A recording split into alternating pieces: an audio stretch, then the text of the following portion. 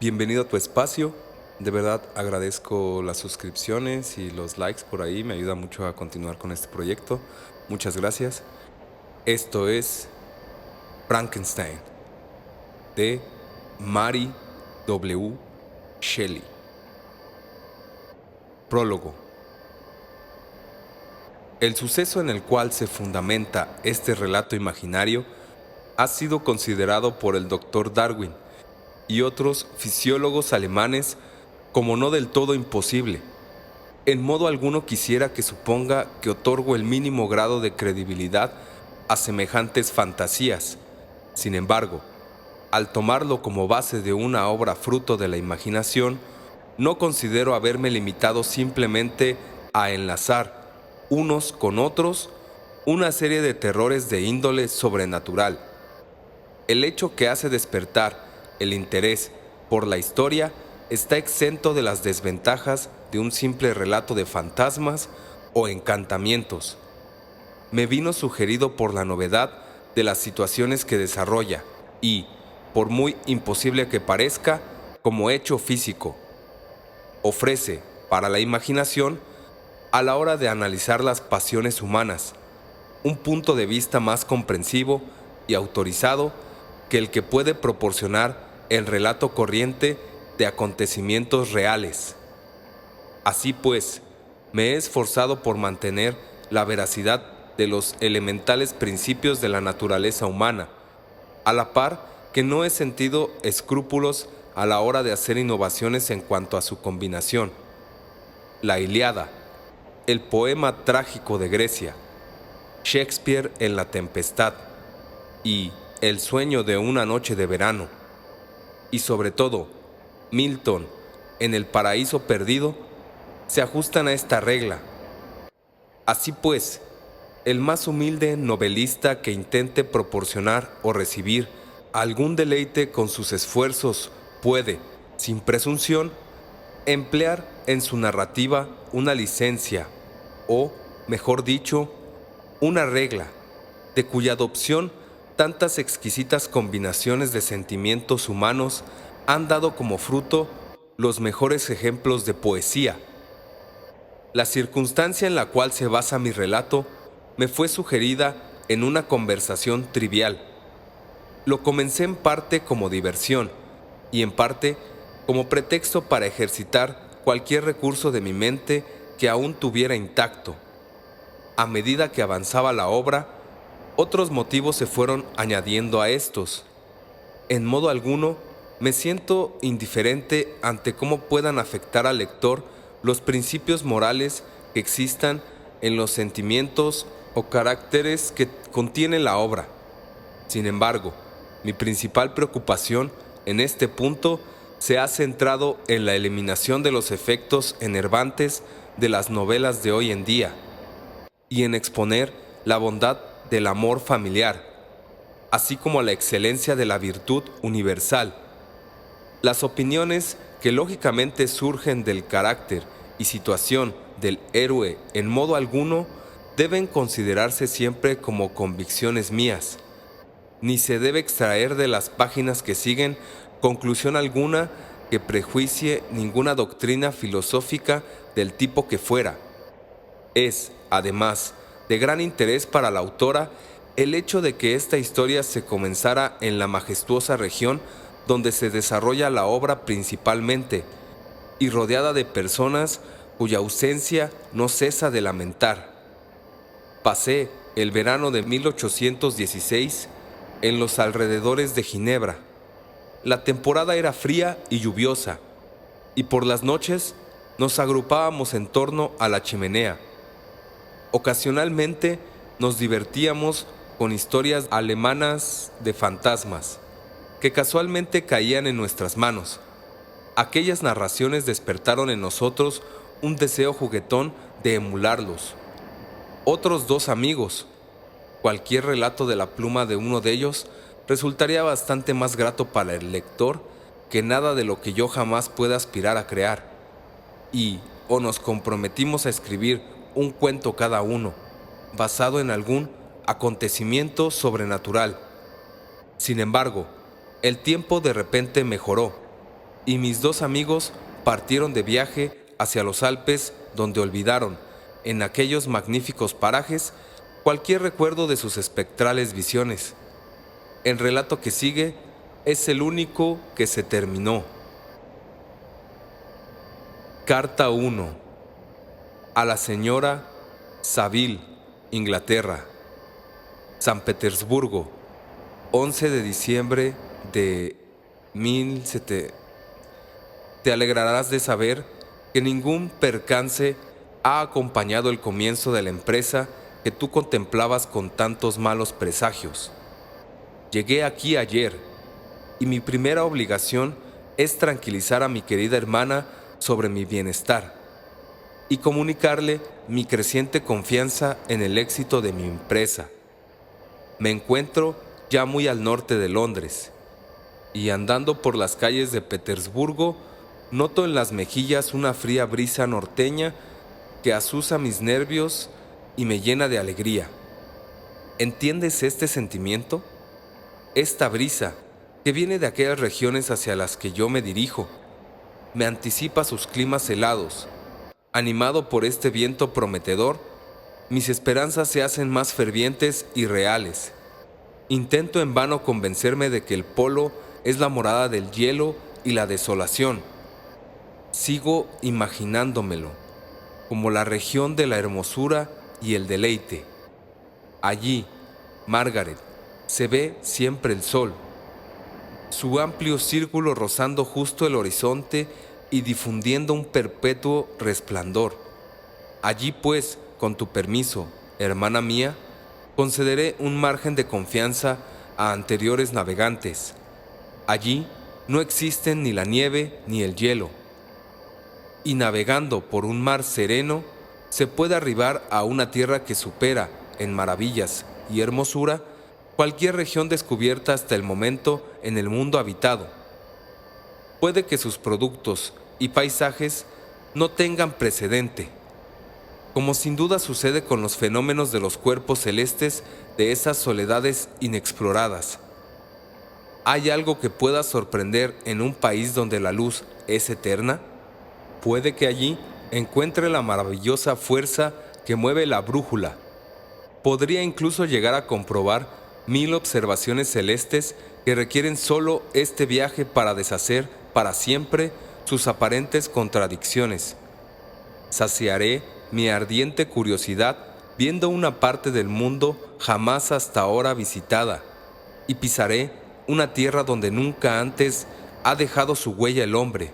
Estos son mis sueños, y son suficientes para vencer todo temor al peligro o a la muerte, e inducirme a emprender este laborioso viaje con el placer que siente un niño cuando se embarca en un bote con sus compañeros de vacaciones para explorar su río natal.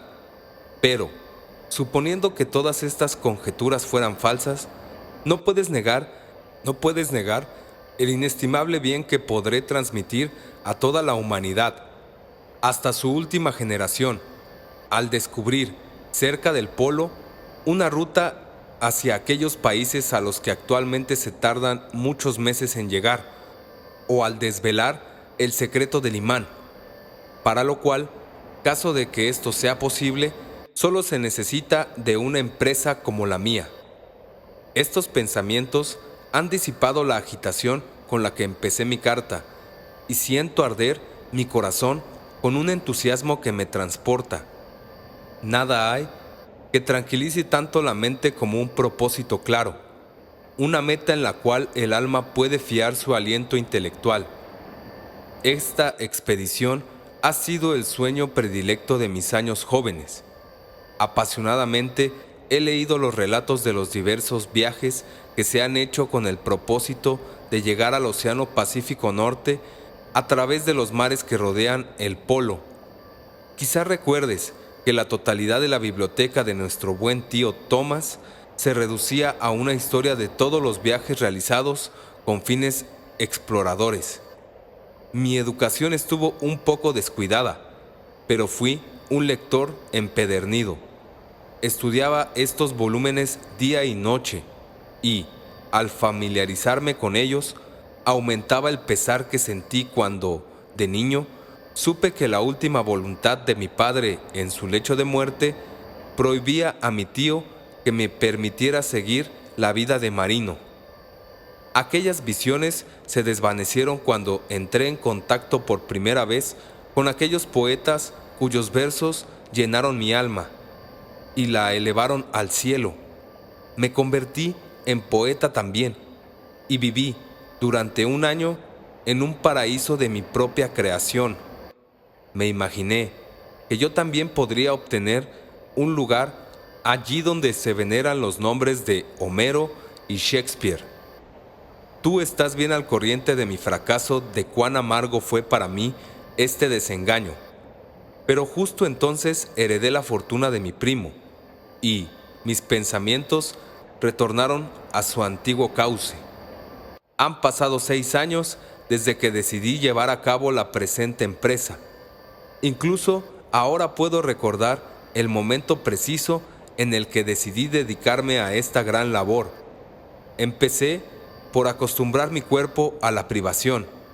Acompañé a los balleneros en varias expediciones al Mar del Norte y voluntariamente sufrí frío, hambre, sed y sueño.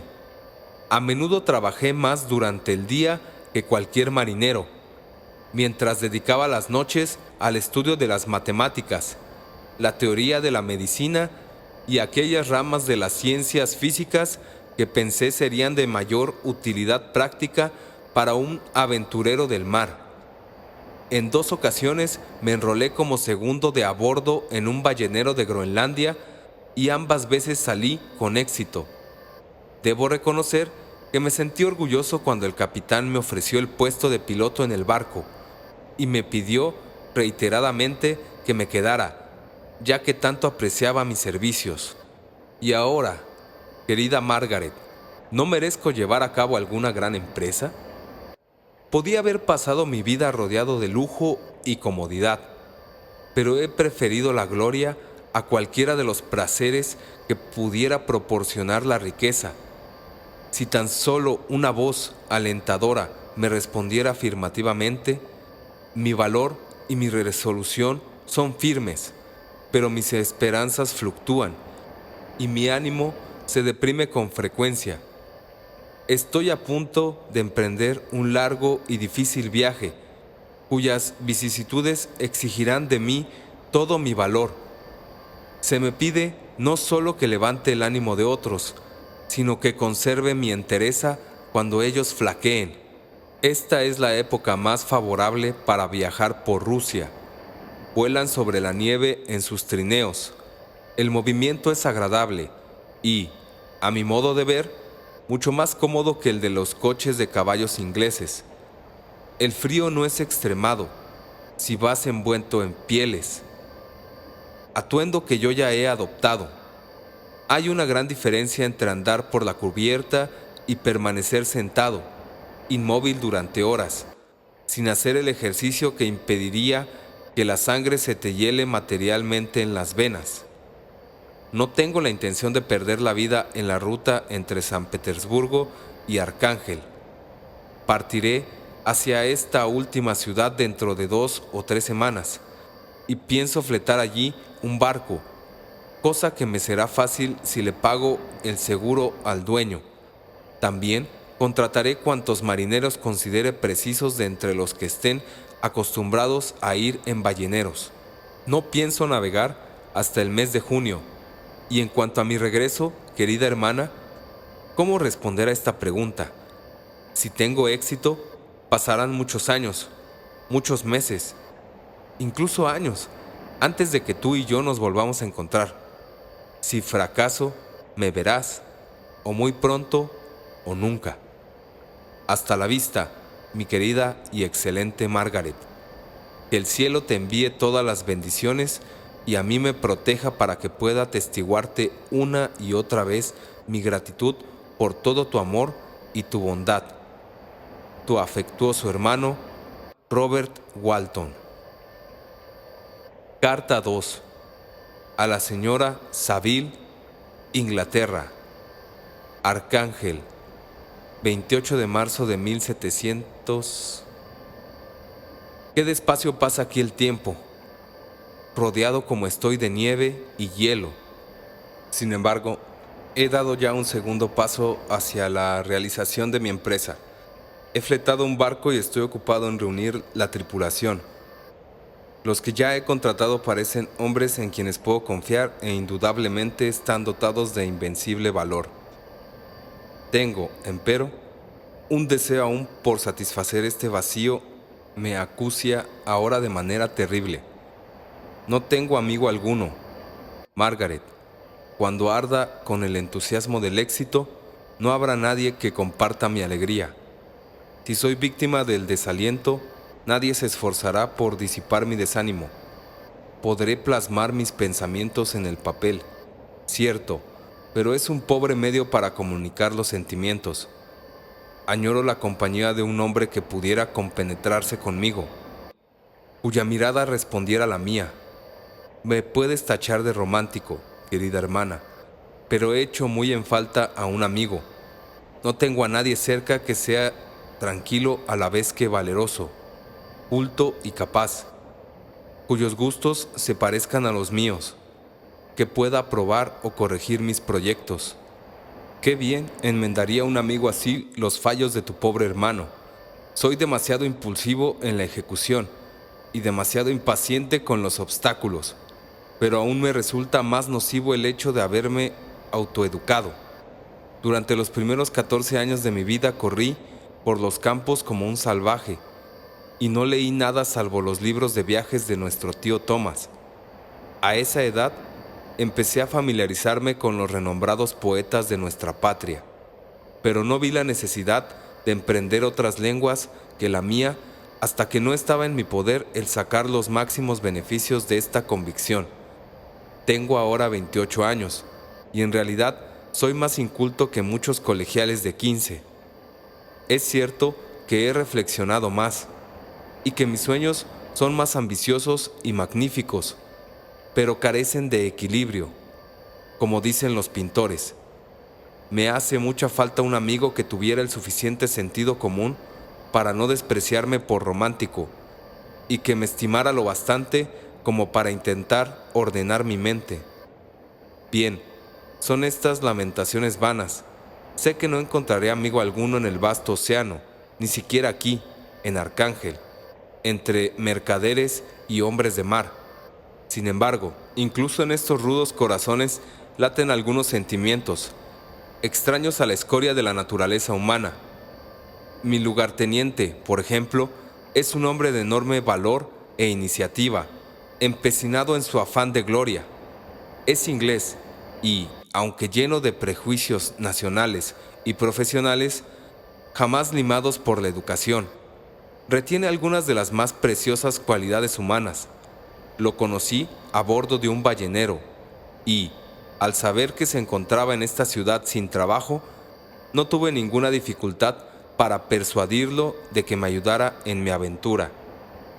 El capitán es una persona de excelente disposición y muy querido en el barco por su amabilidad y flexibilidad en la disciplina. Tanta es la bondad de su naturaleza que no quiere calar, deporte favorito aquí, casi la única diversión, porque no soporta derramar sangre. Es, además, de una heroica generosidad. Hace algunos años se enamoró de una joven rusa de familia relativamente acomodada. Tras hacerse con una considerable fortuna por la captura de navíos enemigos, el padre de la joven dio su consentimiento al matrimonio. Él vio a su prometida una vez antes de la ceremonia, bañada en lágrimas. Se le arrojó a los pies y le suplicó la perdonara, a la vez que le confesaba su amor por otro hombre con el cual su padre nunca consentiría que se casara, ya que carecía de fortuna. Mi desprendido amigo tranquilizó a la suplicante muchacha y, en cuanto supo el nombre de su amado, abandonó al instante su galanteo. Había ya comprado con su dinero una granja, en la cual pensaba pasar el resto de su vida, pero se la cedió a su rival, junto con el resto de su fortuna, para que pudiera comprar algunas reses. Él mismo solicitó del padre de la joven el consentimiento para la boda, mas el anciano se negó, considerándose en deuda de honor con mi amigo, el cual, al ver al padre en actitud tan inflexible, abandonó el país para no regresar hasta saber que su antigua novia se había casado con el hombre a quien amaba. ¡Qué persona tan noble!, exclamarás sin duda. Y así es, pero desgraciadamente ha pasado toda su vida a bordo de un barco y apenas tiene idea de algo que no sean las maromas y los obenques.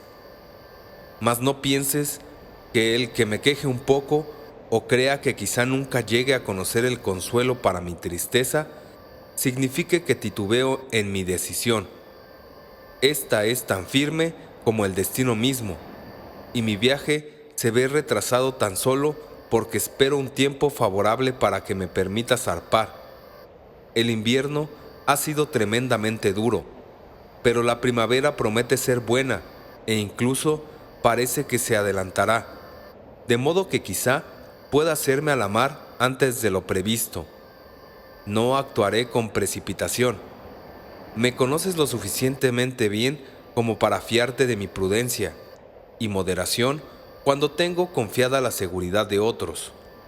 No puedo describirte la emoción que tengo ante la proximidad del comienzo de mi empresa. Es imposible transmitirte una idea de la tremenda emoción, mezcla de agrado y de temor, con la cual me dispongo a partir. Marcho hacia lugares inexplorados, hacia la región de las brumas, la nieve. Pero no mataré a ningún albatros, así que no temas por mi suerte. Te encontraré de nuevo, tras cruzar inmensos mares y rodear los cabos de África o América. No me atrevo a esperar tal éxito, y no obstante, no puedo soportar la idea del fracaso. Continúa aprovechando toda oportunidad de escribirme. Puede que reciba tus cartas, si bien hay pocas esperanzas, cuando más las necesite para animarme. Te quiero mucho. Recuérdame con afecto si no vuelves a saber de mí. Tu afectuoso hermano, Robert Walton. Carta 3. A la señora Saville, Inglaterra, 7 de julio de 1700. Mi querida hermana, te escribo con premura unas líneas para decirte que estoy bien y que mi viaje está muy avanzado. Te llegará esta carta por un buque mercante que regresa a casa desde Arcángel. Es más afortunado que yo, que puede que no vea mi patria en muchos años. Sin embargo, estoy animado. Mis hombres son valerosos y parecen tener una firme voluntad. No les desaniman ni siquiera las capas de hielo que constantemente flotan a nuestro lado, presagio de los peligros que alberga la región hacia la cual nos dirigimos. Ya hemos alcanzado una altitud muy alta, pero estamos en pleno verano y, aunque la temperatura es menos alta que en Inglaterra, los vientos del sur, que nos empujan velozmente hacia las costas que ansío ver, traen consigo un alentador grado de calor que no había esperado. Hasta el momento no nos ha aheseado ningún incidente que merezca la pena contar. Un par de ventiscas fuertes y la ruptura de un mástil son accidentes que navegantes avesados apenas si recordarían. Yo me encontraré satisfecho si nada peor nos acontece durante el viaje. Adiós, querida Margaret. Estate tranquila, pues tanto por mi bien como por el tuyo, no afrontaré peligros innecesariamente. Permaneceré sereno, perseverante y prudente. Mis saludos a mis amigos ingleses. Tuyo afectísimo, Robert Walton. Carta 4. A la señora Saville, Inglaterra, 5 de agosto de 1700. Nos ha ocurrido un accidente tan extraño que no puedo dejar de anotarlo. Si bien es muy probable que me veas antes de que estos papeles lleguen a tus manos, el lunes pasado, 31 de julio, nos hallábamos rodeados por el hielo, que cercaba el barco por todos lados, dejándonos apenas el agua precisa para continuar a flote. Nuestra situación era algo peligrosa, sobre todo porque nos envolvía una espesa niebla. Decidimos, por tanto, permanecer al pario con la esperanza de que adviniera algún cambio en la atmósfera y el tiempo.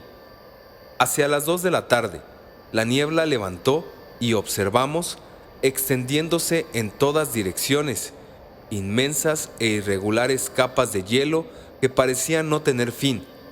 Algunas de mis compañeros lanzaron un gemido y yo mismo empezaba a intranquilizarme, cuando de pronto una insólita imagen acaparó nuestra atención y distrajo nuestros pensamientos de la situación en la que nos encontrábamos.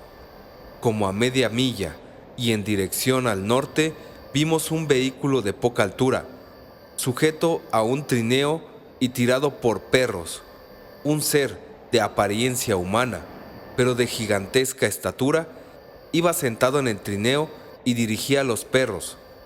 Observamos con el catalejo el rápido avance del viajero hasta que se perdió entre los lejanos montículos de hielo. Esta visión provocó nuestro total asombro.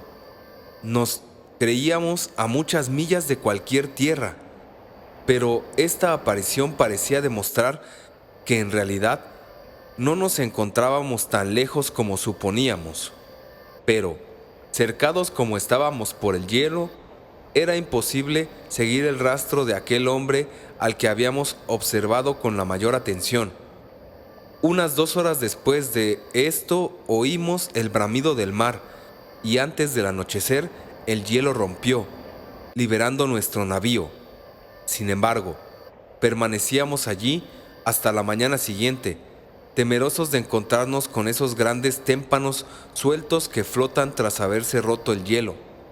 Aproveché ese tiempo para descansar unas horas.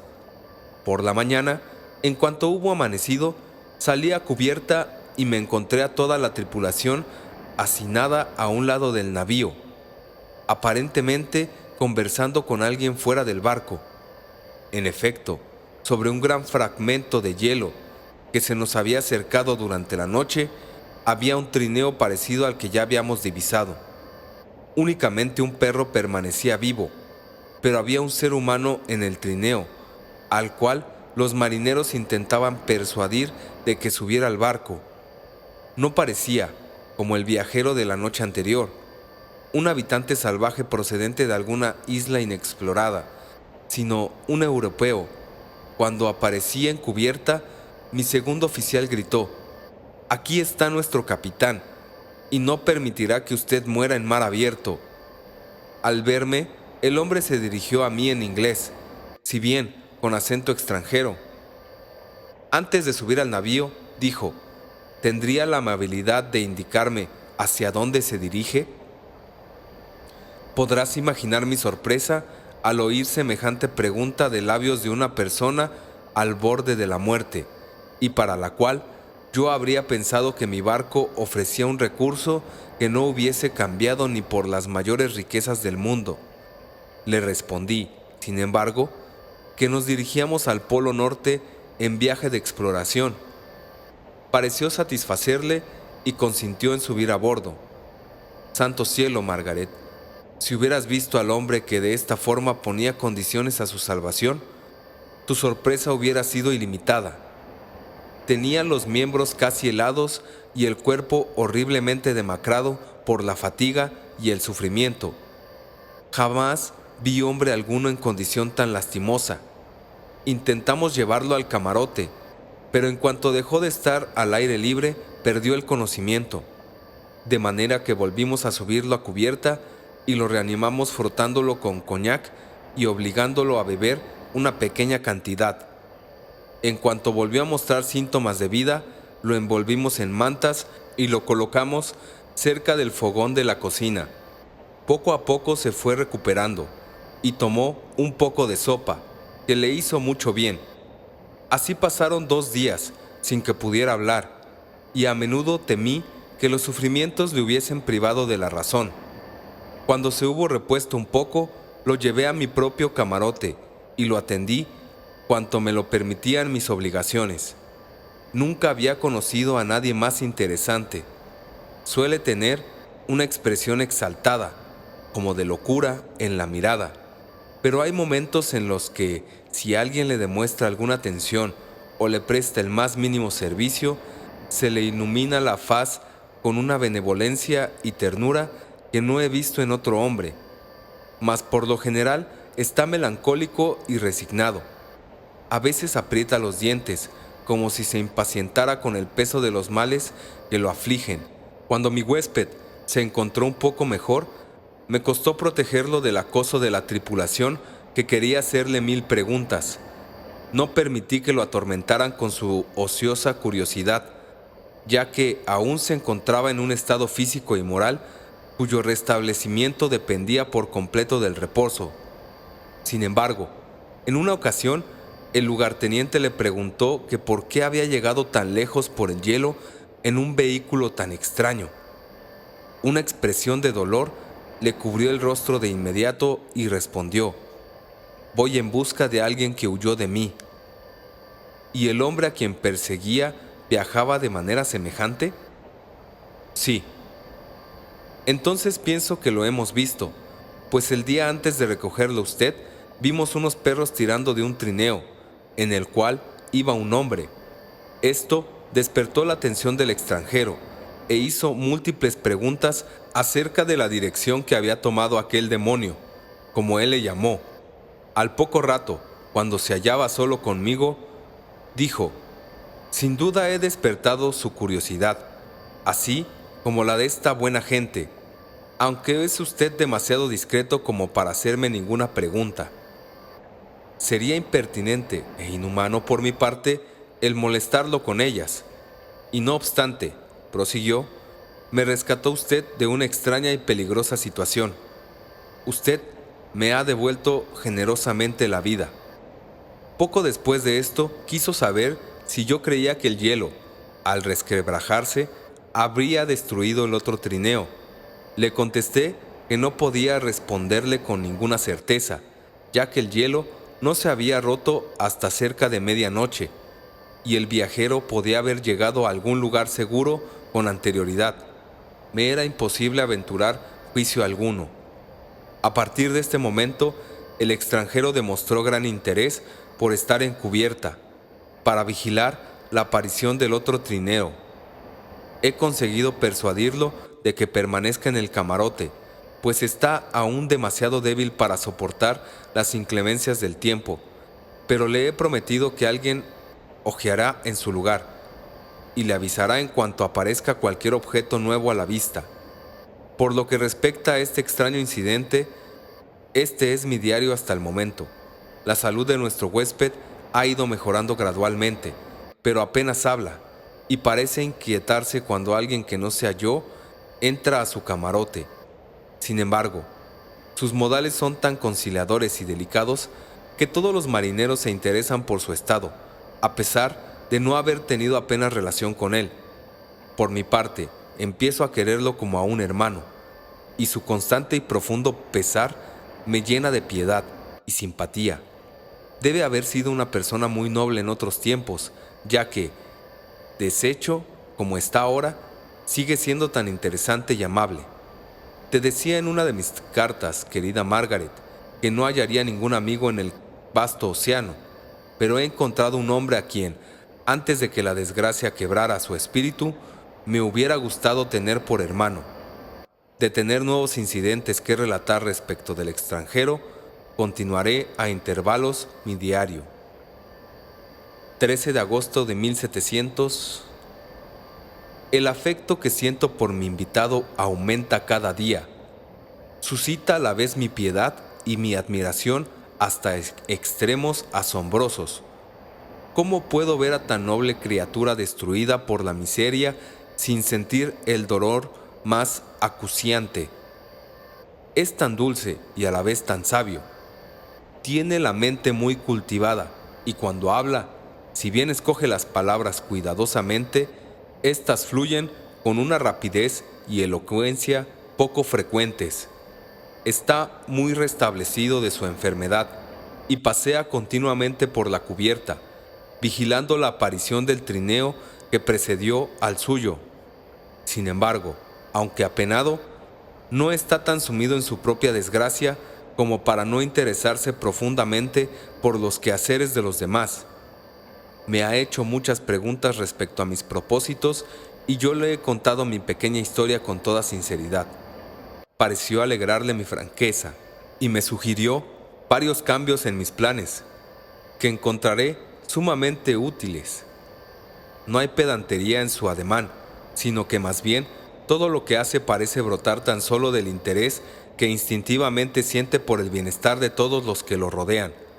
A menudo le invade la tristeza y entonces se sienta solo e intenta superar todo lo que de hosco y antisocial hay en su humor.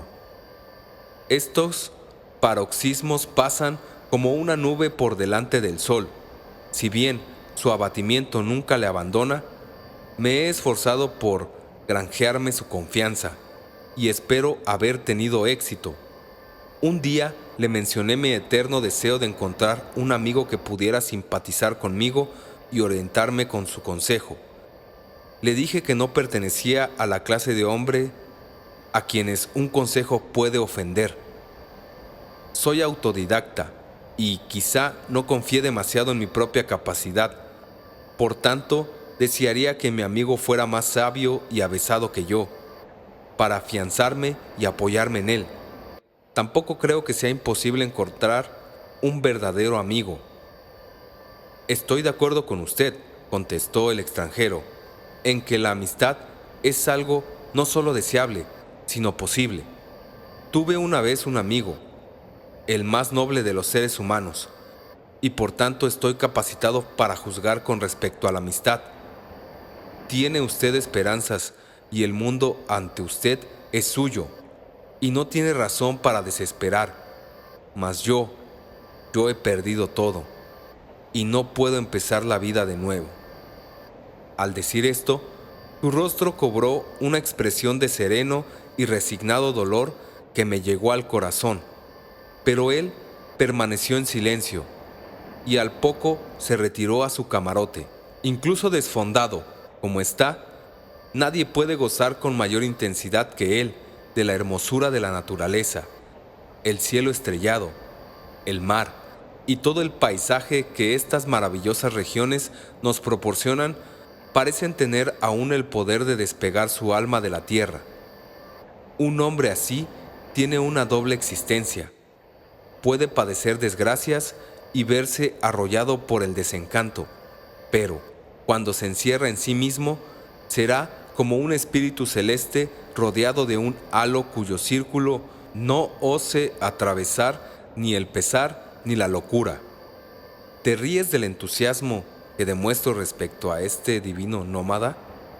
Si fuera así, debes haber perdido esa inocencia que constituía tu encanto característico, pero, si quieres, sonríete ante el calor de mis alabanzas, mientras yo sigo encontrando mayores razones para ellas día en día.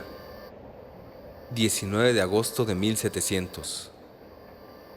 Ayer el extranjero me dijo: fácilmente habrá podido comprobar, capitán Walton, que he padecido grandes y singulares desventuras. Una vez decidí que el recuerdo de estos males moriría conmigo, pero usted me ha inducido a cambiar mis propósitos. Busca usted el conocimiento y la sabiduría, como me sucedió a mí antaño. Deseo con fervor que el fruto de sus ansias no se convierta para usted en una serpiente que lo muerda, como me ocurrió a mí. No creo que el relato de mis desventuras le sea útil, pero, si quiere, escuche mi historia. Pienso que los extraños sucesos a ella vinculados pueden proporcionarle una visión de la naturaleza humana que amplíe sus facultades y conocimientos, y le descubrirá poderes y sucesos que usted ha estado acostumbrado a creer imposibles. Pero no dudo que a lo largo de mi relato se pruebe la evidencia interna de la veracidad de los sucesos que lo componen. Como te puedes imaginar, me halagó mucho la confianza que depositaba en mí, pero me dolía que él reavivara sus sufrimientos contándome sus desventuras. Estaba ansioso por escuchar la narración prometida, en parte por curiosidad y en parte por un deseo de aliviar su suerte, caso de que esto hubiera estado en mi mano. Así se lo expresé en mi respuesta. «Le agradezco su amabilidad», me contestó, «pero es inútil. Mi misión casi se ha cumplido. Espero solo un acontecimiento y luego descansaré en paz». Comprendo lo que siente, continua al advertir que quería interrumpirlo, pero está confundido, amigo mío, si así me permite llamarle. Nada puede alterar mi destino. Escuche mi relato y verá cuán irrevocablemente está determinado. Me dijo entonces que empezaría su narración al día siguiente, cuando yo estuviera más libre. Esta promesa provocó mi más profundo agradecimiento. Me he propuesto escribir cada noche, cuando no esté ocupado, lo que me haya contado durante el día, empleando en lo posible sus propias palabras. De estarlo, al menos tomaré algunas notas. Sin duda, este manuscrito te proporcionará gran placer. ¿Y con qué interés y simpatía lo leeré yo algún día en el futuro? Yo, que lo conozco y que lo oigo de sus propios labios. Capítulo 1. Soy ginebrino de nacimiento, y mi familia es una de las más distinguidas de esa república. Durante muchos años mis antepasados habían sido consejeros y jueces, y mi padre había ocupado con gran honor y buena reputación diversos cargos públicos. Todos los que lo conocían lo respetaban por su integridad e infatigable dedicación.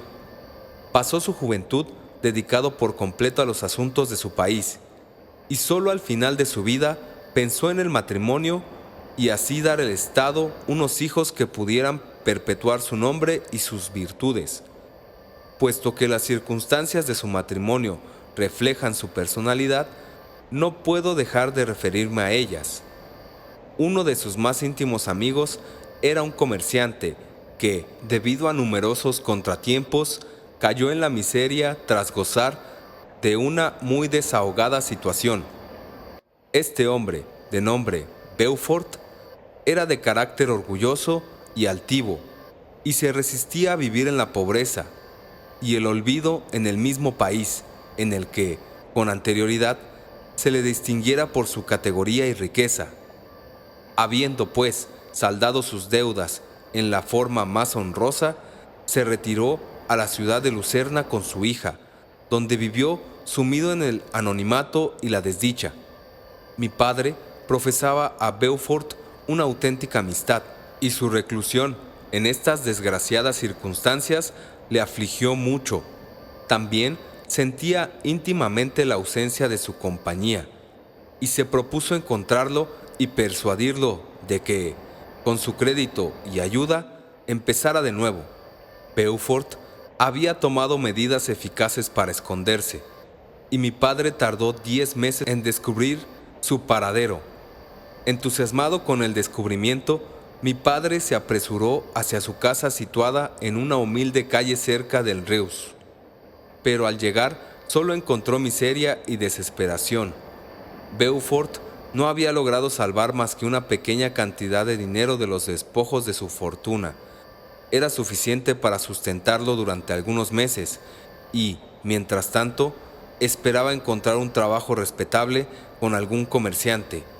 Así pues, pasó el intervalo inactivo y, con tanto tiempo para reflexionar sobre su dolor, se hizo más profundo y amargo y, al fin, se apoderó de tal forma de él que 3 meses después estaba enfermo en cama, incapaz de realizar cualquier esfuerzo. Su hija lo cuidaba con el máximo cariño, pero que veía con desazón que su pequeño capital disminuía con rapidez y que no había otras perspectivas de sustento. Pero Caroline Beaufort estaba dotada de una inteligencia poco común, y su valor vino en su ayuda en la adversidad. Empezó a hacer labores sencillas, trenzaba paja y de diversas maneras consiguió ganar una miseria que apenas le bastaba para sustentarse. Así pasaron varios meses, Su padre empeoró y ella cada vez temía que emplear más tiempo en atenderlo. Sus medios de sustento menguaban.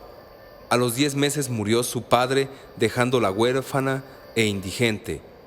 Este golpe final fue demasiado para ella.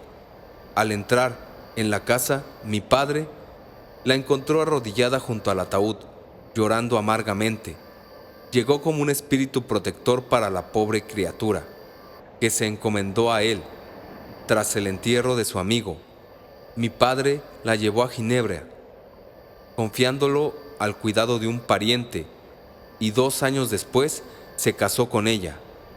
Cuando mi padre se convirtió en esposo y padre, las obligaciones de su nueva situación le ocupaban tanto tiempo que dejó varios de sus trabajos públicos y se dedicó por entero a la educación de sus hijos. Yo era el mayor y el destinado a heredar todos sus derechos y obligaciones. Nadie puede haber tenido padres más tiernos que yo. Mi salud y desarrollo eran su constante ocupación, ya que fui hijo único durante varios años. Pero, antes de proseguir mi narración, debo contar un incidente que tuvo lugar cuando yo tenía 4 años. Mi padre tenía una hermana a quien amaba tiernamente y que se había casado muy joven con un caballero italiano. Poco después de su boda, había acompañado a su marido a su país natal, y durante algunos años mi padre tuvo muy poca relación con ella. Murió alrededor de la época de la que hablo, y pocos meses después mi padre recibió una carta de su cuñado haciéndolo saber que tenía la intención de casarse con una dama italiana y pidiéndole que se hiciera cargo de la pequeña Elizabeth, la única hija de su difunta hermana. Es mi deseo, dijo, que la consideres como la hija tuya y que como tal la eduques. Es la heredera de la fortuna de su madre y te enviaré los documentos que así lo demuestran. Reflexiona sobre esta propuesta y decide si preferirías educar a tu sobrina tú mismo o que le haga una madrastra. Mi padre no dudó un instante y de inmediato se puso en camino hacia Italia con el fin de acompañar a la pequeña Elizabeth hasta su futuro hogar. A menudo he oído hablar a mi madre decir que era la criatura más preciosa que jamás había visto, e incluso ya entonces mostraba síntomas de un carácter dulce y afectuoso. Estas características y el deseo de afianzar los lazos del amor familiar hicieron que mi madre considerara a Elizabeth como mi futura esposa, plan del cual nunca encontró razón para arrepentirse. A partir de ese momento, Elizabeth Lavenza se convirtió en mi compañera de juegos y, a medida que crecíamos, en una amiga. Era dócil y de buen carácter, a la vez que alegre y juguetona como un insecto de verano. A pesar de que era vivaz y animada, tenía fuertes y profundos sentimientos y era desacostumbradamente afectuosa. Nadie podía disfrutar mejor de la libertad ni podía plegarse con más gracia que ella a la sumisión o lanzarse al capricho. Su imaginación era exuberante, pero tenía una gran capacidad para aplicarla. Su persona era el reflejo de su mente. Sus ojos de color avellana, aunque vivos como los de un pájaro, poseían una atractiva dulzura. Su figura era ligera y airosa, y, aunque era capaz de soportar gran fatiga, parecía la criatura más frágil del mundo. A pesar de que me cautivaba su comprensión y fantasía, me deleitaba cuidarla como a un animalillo predilecto. Nunca vi más gracia, tanto personal como mental, ligada a mayor modestia. Todos querían a Elizabeth. Si los criados tenían que pedir algo, siempre lo hacían a través de ella. No conocíamos ni la desunión ni las peleas, pues, aunque éramos muy diferentes de carácter, incluso en esa diferencia había armonía. Yo era más tranquilo y filosófico que mi compañera, pero menos dócil. Mi capacidad de concentración era mayor, pero no tan firme. Yo me deleitaba investigando los hechos relativos al mundo en sí. Ella prefería las aéreas creaciones de los poetas. Para mí, el mundo era un secreto que anhelaba descubrir. Para ella, era un vacío que se afanaba por poblar con imaginaciones personales. Mis hermanos eran mucho más jóvenes que yo, pero tenía un amigo entre mis compañeros del colegio que compensaba esta deficiencia. Henry Clerval era hijo de un comerciante de Ginebra, íntimo amigo de mi padre, y un chico de excepcional talento e imaginación. Recuerdo que, cuando tenía 9 años, escribió un cuento que fue la delicia y el asombro de todos sus compañeros. Su tema de estudio favorito eran los libros de caballería y romances, y recuerdo que de muy jóvenes solíamos representar obras escritas por él, inspiradas en estos sus libros predilectos, siendo los principales personajes Orlando, Robin Hood, Amadís y San Jorge. Juventud más feliz que la mía no puede haber existido. Mis padres eran indulgentes y mis compañeros amables. Para nosotros, los estudios nunca fueron una imposición. Siempre teníamos una meta a la vista que nos espoleaba a proseguirlos. Esta era el método, y no la emulación, que nos inducía a aplicarnos, con el fin de que sus compañeras no la dejaran atrás. A Elizabeth no se le orientaba hacia el dibujo. Sin embargo, se dedicaba a él motivada por el deseo de agradar a su tía, representando alguna escena favorita dibujada por ella misma. Aprendimos inglés y latín para poder leer lo que en esas lenguas se había escrito. Tan lejos estaba el estudio de resultarnos odioso a consecuencia de los castigos, que disfrutábamos con él, y nuestros entretenimientos constituían lo que para otros niños hubieran sido pesadas tareas. Quizá no leíamos tantos libros ni aprendimos lenguas tan rápidamente como aquellos a quienes se les educaba conforme a los métodos habituales, pero lo que aprendimos se nos fijó en la memoria con mayor profundidad. Incluyo a Henry Clerval en esta descripción de nuestro círculo doméstico, pues estaba con nosotros continuamente, iba al colegio conmigo y solía pasar la tarde con nosotros, pues, siendo hijo único y encontrándose solo en su casa, a su padre le complacía que tuviera amigos en la nuestra. Por otro lado, nosotros tampoco estábamos del todo felices cuando Clerval estaba ausente. Siento placer al evocar mi infancia, antes de que la desgracia me empañara la mente y cambiara esta alegre visión de utilidad universal por tristes y mezquinas reflexiones personales. Pero, al esbozar el cuadro de mi niñez, no debo omitir aquellos acontecimientos que me llevaron, con paso inconsciente, a mi ulterior infortunio. Cuando quiero explicarme a mí mismo el origen de aquella pasión que posteriormente regiría mi destino, veo que arranca, como riachuelo de montaña, de fuentes poco nobles y casi olvidadas, engrosándose poco a poco hasta que se convierte en el torrente que ha arrasado todas mis esperanzas y alegrías. La filosofía natural es lo que ha forjado mi destino. Deseo, pues, en esta narración, explicar las causas que me llevaron a la predilección por esa ciencia. Cuando tenía 13 años, fui de excursión con mi familia a un balneario que hay cerca de Tonon. La inclemencia del tiempo nos obligó a permanecer todo el día encerrados en la posada, y allí, casualmente, encontré un volumen de las obras de Cornelius Agripa. Lo abrí con aburrimiento, pero la teoría que intentaba demostrar y los maravillosos hechos que relataba pronto tornaron mi indiferencia en entusiasmo. Una nueva luz pareció iluminar mi mente, y lleno de alegría le comuniqué a mi padre el descubrimiento.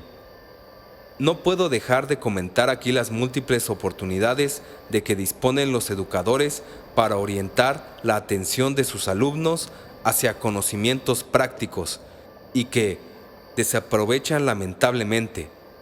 Mi padre hojeó distraídamente la portada del libro y dijo: «Ah, Cornelius Agripa, Víctor, hijo mío, no pierdas el tiempo con esto. Son tonterías. Si en vez de hacer este comentario, mi padre se hubiera molestado en explicarme que los principios de Agripa estaban totalmente superados, que existía una concepción científica moderna con posibilidades mucho mayores que la antigua, puesto que eran reales y prácticas mientras que las de aquella eran quiméricas, tengo la seguridad de que hubiera perdido el interés por Agripa.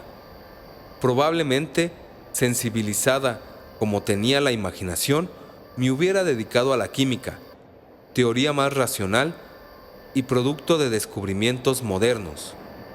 Es incluso posible que mi pensamiento no hubiera recibido el impulso fatal que me llevó a la ruina, pero la indiferente ojeada de mi padre al volumen que leía en modo alguno me indicó que él estuviera familiarizado con el contenido del mismo, y proseguí mi lectura con mayor avidez.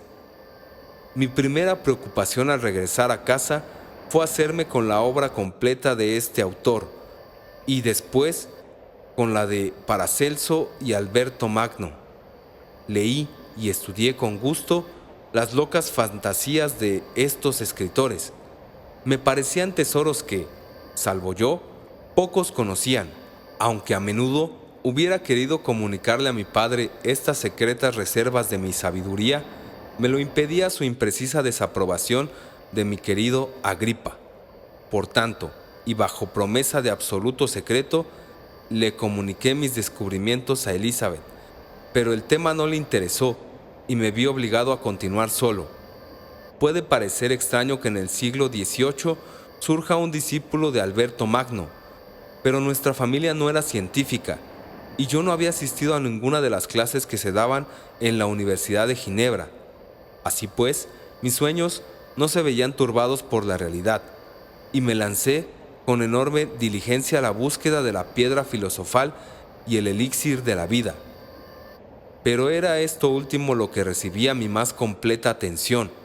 La riqueza era un objetivo inferior, pero ¿qué fama rodearía el descubrimiento si yo pudiera eliminar de la humanidad toda enfermedad y hacer invulnerables a los hombres a todo salvo a la muerte violenta? No eran estos mis únicos pensamientos. Provocar la aparición de fantasmas y demonios era algo que mis autores predilectos prometían que era fácil, cumplimiento que yo ansiaba fervorosamente conseguir. Atribuía el que mis hechizos jamás tuvieran éxito a mi inexperiencia y error que a la falta de habilidad o veracidad por parte de mis instructores. Los fenómenos naturales que a diario tienen lugar no escapaban a mi observación. La destilación y los maravillosos efectos del vapor, procesos que mis autores favoritos desconocían por completo, provocaban mi asombro. Pero mi mayor sorpresa la suscitaron unos experimentos con una bomba de aire que empleaba un caballero al cual solíamos visitar. El desconocimiento de los antiguos filósofos sobre este y varios otros temas disminuyeron mi fe en ellos, pero no podía desecharlos por completo sin que algún otro sistema ocupara su lugar en mi mente. Tenía alrededor de 15 años cuando, habiéndonos retirado a la casa que teníamos cerca de Bellerive, presenciamos una terrible y violenta tormenta. Había surgido detrás de las montañas del Jura y los truenos estallaban al unísono desde varios puntos del cielo con increíble estruendo. Mientras duró la tormenta, observé el proceso con curiosidad y deleite. De pronto, desde el dintel de la puerta, vi emanar un haz de fuego de un precioso y viejo roble que se alzaba a unos 15 metros de la casa. En cuanto se desvaneció el resplandor, el roble había desaparecido y no quedaba nada más que un tocón destrozado. Al acercarnos a la mañana siguiente, encontramos el árbol insólitamente destruido. No estaba astillado por la sacudida, se encontraba reducido por completo a pequeñas virutas de madera. Nunca había visto nada tan deshecho. La catástrofe de este árbol avivó mi curiosidad, y con enorme interés le pregunté a mi padre acerca del origen y naturaleza de los truenos y los relámpagos. Es la electricidad, me contestó, a la vez que me describía los diversos efectos de esa energía. Construyó una pequeña máquina eléctrica y realizó algunos experimentos. También hizo una cometa con cable y cuerda que arrancaban de las nubes ese fluido. Esto último acabó de destruir a Cornelius Agripa, Alberto Magno y Paracelso, que durante tanto tiempo habían reinado como dueños de mi imaginación, pero, por alguna fatalidad, no me sentí inclinado a empezar el estudio de los sistemas modernos, desinclinación que se vio influida por las siguientes circunstancias. Mi padre expresó el deseo de que asistiera a un curso sobre filosofía natural. Gustosamente asentí a esto, pero algún motivo me impidió ir hasta que el curso estuvo casi terminado. Por tanto, al ser esta una de las últimas clases, me resultó totalmente incomprensible. El profesor disertaba con la mayor locuacidad sobre el potasio y el boro, los sulfatos y óxidos, términos que yo no podía asociar a ninguna idea. Empecé a aborrecer la ciencia de la filosofía natural, aunque seguí leyendo a Plinio y Bufón con deleite, autores, a mi juicio, de similar interés y utilidad. A esta edad, las matemáticas y la mayoría de las ramas cercanas a esa ciencia constituían mi principal ocupación. También me afanaba por aprender lenguas. El latín ya me era familiar, y sin ayuda del diccionario empecé a leer algunos de los autores griegos más asequibles. También entendía inglés y alemán perfectamente. Este era mi bagaje cultural a los 17 años, además de las muchas horas empleadas en la adquisición y conservación del conocimiento de la vasta literatura. También recayó sobre mí la obligación de instruir a mis hermanos. Ernest, 6 años menor que yo, era mi principal alumno. Desde la infancia había sido enfermizo, y Elizabeth y yo lo habíamos cuidado constantemente. Era de disposición dócil, pero incapaz de cualquier prolongado esfuerzo mental. William, el Benjamín de la familia, era todavía un niño, y la criatura más preciosa del mundo. Tenía los ojos vivos y azules, hoyuelos en las mejillas y modales salameros, e inspiraba la mayor ternura. Tal era nuestro ambiente familiar, en el cual el dolor y la inquietud no parecían tener cabida.